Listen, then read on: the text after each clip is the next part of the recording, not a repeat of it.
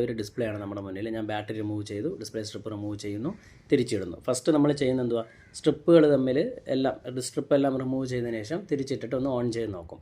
അതാണ് നമ്മൾ ചെയ്യുന്ന പരിപാടി. ഇപ്പോൾ നമ്മൾ സ്ട്രിപ്പ് റിമൂവ് ചെയ്തു, തിരിച്ചിട്ടു, ഹീറ്റൊന്നുമില്ല, ഓൺ ചെയ്യാൻ പോവാണ്. അപ്പോൾ ഓൺ ആവുന്നോ നോക്കട്ടെ.